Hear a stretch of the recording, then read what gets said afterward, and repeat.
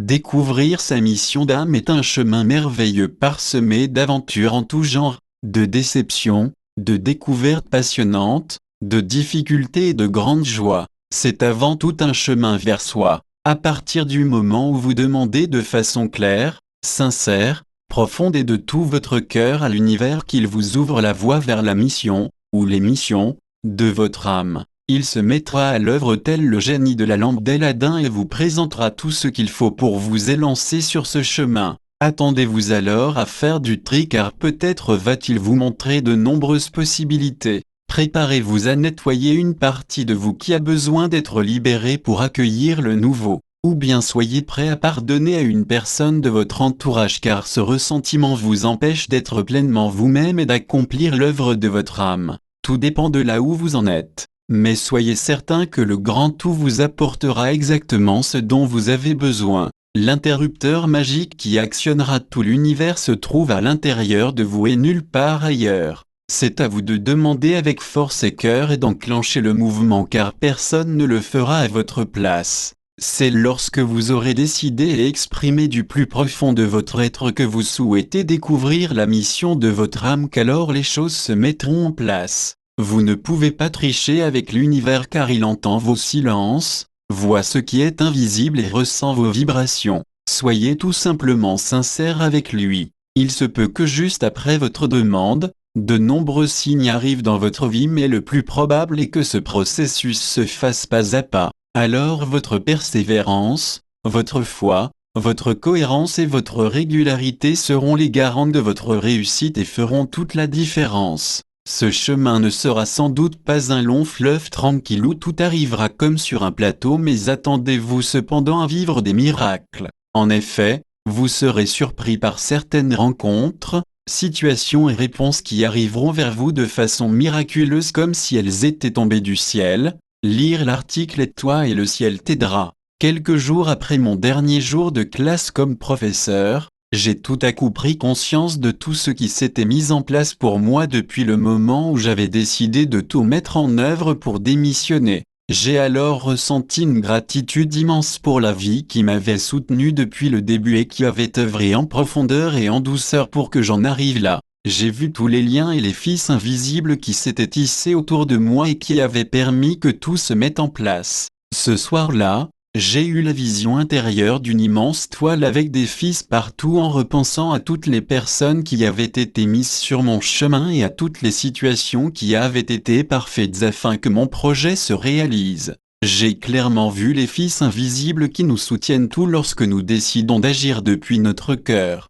En suivant les signes de notre âme, nous sommes accompagnés et guidés, et le plus incroyable est que nous ressentons la connexion avec tout ce qui est. Nous redevenons alors ce que nous avons toujours été, un être de lumière connecté à l'infini. Ouvrez donc vos yeux, votre cœur et votre intuition pour recevoir les signes intérieurs et extérieurs qui viendront à vous. Pourquoi avons-nous parfois des difficultés à découvrir notre mission d'âme? Pourquoi, en effet, avons-nous du mal à découvrir ce pourquoi nous sommes faits alors que c'est justement ce que nous sommes venus accomplir sur Terre? Il y a plusieurs raisons à cela. Nous vivons dans un monde de dualité, de relativité, où tout existe et son contraire, bien et mal, chaud et froid, grand et petit, haut et bas. C'est en faisant l'expérience du chaud, que nous comprenons et pouvons définir le froid. C'est donc souvent en faisant l'expérience de ce que nous ne voulons pas que nous comprenons ce que réellement nous voulons.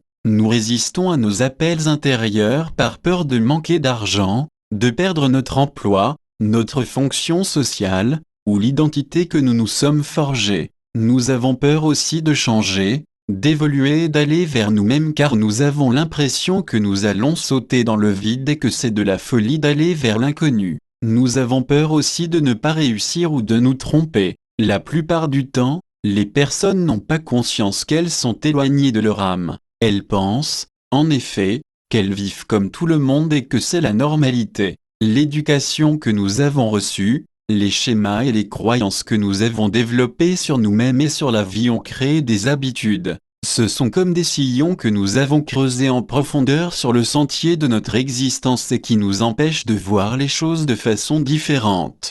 Parfois aussi nous n'osons pas nous engager par peur de nous affirmer, par peur du regard de l'autre, par manque de confiance en nous et en nos capacités. Notre mission d'âme nous semble bien trop belle pour être vraie. Nous pensons ne pas la mériter et nous ne nous autorisons pas à la vivre. Comment découvrir sa mission d'âme? Voici quelques pistes qui pourront, j'espère, vous aider à découvrir la mission de votre âme. Qui sont les personnes que vous admirez ou que vous aimez le plus et surtout pourquoi les admirez-vous? Souvent les personnes pour lesquelles nous avons le plus d'admiration sont des miroirs de nous-mêmes et ce n'est pas un hasard si nous leur portons un regard rempli d'amour et d'admiration. Notre mission d'âme se trouve bien souvent dans nos aptitudes et nos talents. C'est tellement évident que parfois nous n'y prêtons même pas attention en pensant que tout le monde a les mêmes capacités que nous. Or, ces aptitudes sont au contraire notre singularité. Notre mission d'âme est souvent cachée dans ce que nous faisons de façon naturelle et spontanée. Nous attribuons alors cela à des passe-temps qui, pensons-nous, ne nous permettront jamais d'en vivre. Notre mission d'âme peut aussi se trouver dans ce que nous faisions naturellement lorsque nous étions enfants et ou adolescents et que nous avons abandonné pour correspondre à des normes. Notre mission d'âme est forcément quelque chose que nous aimons faire. Souvent, les notions d'espace et de temps disparaissent car nous sommes totalement absorbés lorsque nous vaquons à cette occupation. Qu'est-ce qui vous enthousiasme? Qu'est-ce qui vous met en joie? Suivez votre vitalité. Notre mission d'âme peut aussi être en lien avec ce que nous trouvons de profondément injuste et ce qui nous met en colère. Notre mission sera alors de rétablir une justice ou un ordre dans ce qui nous semble injuste et en désordre, pauvreté, problèmes environnementaux, métier de la justice, œuvres humanitaires. Votre mission d'âme peut être présente dans ce que vous aimez lire, dans les émissions ou les sites internet que vous regardez le plus souvent. Prenez l'habitude de vous observer vivre comme si vous étiez le personnage d'un film. Écoutez-vous parler, soyez attentif à vos ressentis et à vos comportements. Écoutez votre voix intérieure, que vous dit-elle? Portez attention sur vos visions, que voyez-vous? Pour ma part, j'ai souvent les mêmes visions de moi en train d'accomplir ma mission d'âme. Mettez-vous en mode réceptivité. En effet, comment pouvons-nous recevoir des messages de notre âme si nous vivons à 100 à l'heure et si nous n'avons jamais le temps de nous poser? Pour recevoir des informations, il est nécessaire d'être au calme et d'être détendu. La méditation, la relaxation et les balades en nature sont excellentes pour développer notre réceptivité. Une autre façon de découvrir sa mission d'âme est de la demander fréquemment à l'univers en y mettant tout votre cœur. Pour ma part, j'ai beaucoup prié en me servant des prières de Florence Scovel Shinn dans son livre Le jeu de la vie. Voici 2 exemples de prières que j'ai utilisées. Esprit divin, ouvre la voie pour que se manifeste le dessein divin de ma vie, que le génie qui est en moi soit libéré, que je saisisse clairement le plan parfait. Esprit infini, donne-moi une indication claire, révèle-moi ce qui doit être ma parfaite expression, montre-moi quel est le talent dont je dois me servir maintenant. Vous pouvez aussi bien sûr vous écrire votre propre prière que vous pouvez utiliser comme un mantra, lire l'article La puissance de la prière, écrivez-vous une lettre depuis votre vie future. Imaginez que vous vivez déjà votre mission d'âme et que vous écrivez à la personne que vous êtes aujourd'hui. Que vous dit votre moi futur? Que ressent-il? Que fait-il? Où est-il et avec quel genre de personne? Quels conseils pourrait-il vous donner? Si tout était possible et si vous n'aviez aucune contrainte d'aucune sorte, qu'accompliriez-vous dans votre vie? Lancez-vous et vous verrez bien. Passez à l'action en assurant vos arrières. Ne lâchez pas tout pour vous lancer. Formez-vous ou prenez le temps de rencontrer des personnes qui vivent déjà ce que vous souhaiteriez vivre. Mettez-vous en mouvement, agissez et n'ayez pas peur de vous tromper. Si vous deviez mourir dans 1 an et qu'au moment du grand passage, vous gardiez en souvenir uniquement les 12 derniers mois, que souhaiteriez-vous faire du temps qu'il vous reste à vivre? Quelles activités deviendraient les plus beaux souvenirs que vous conserveriez de cette vie? Qu'est-ce qui vous apporterait le plus de bonheur, le plus de fierté et le plus d'amour pour vous-même? Croyez-moi, c'est un voyage qui vaut la peine d'être vécu. Découvrir sa mission d'âme est une quête magique vers son diamant intérieur qui n'attend que vous pour briller de mille feux et rayonner sa beauté à l'infini. Polissez chaque jour votre diamant. Croyez en vous et en l'univers.